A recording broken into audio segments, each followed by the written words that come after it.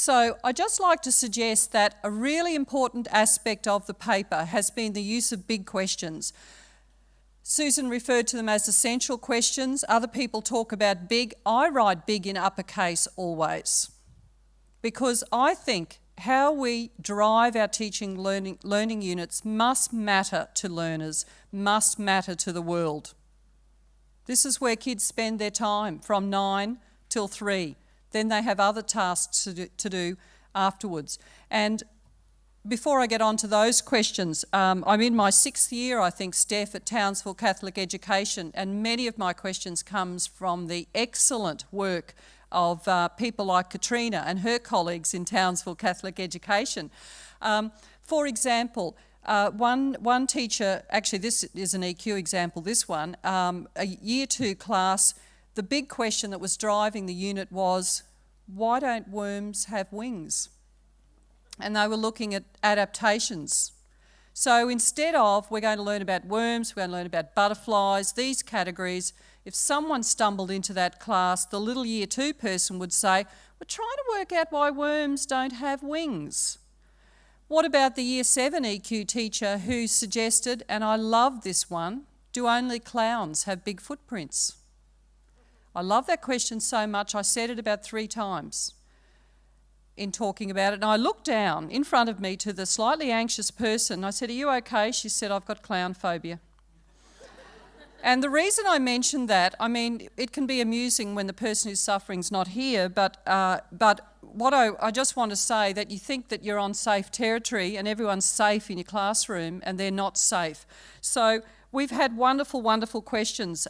Cairns, Cath-Ed, Prep, could your mother have planted this tree?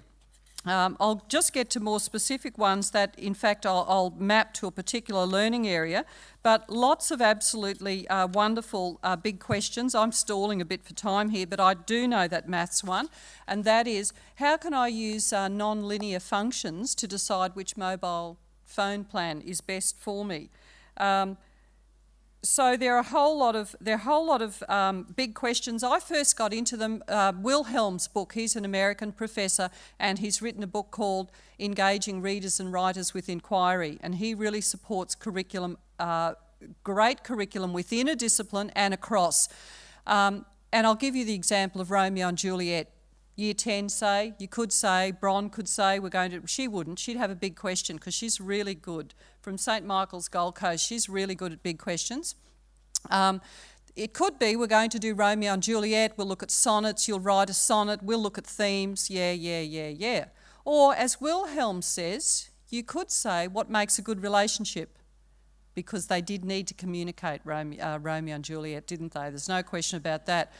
It's a big question. What makes a good relationship? That could be talked about in health and physical education, could be talked about in English. It has applications beyond one learning area, as it does when we think about it and we draw on.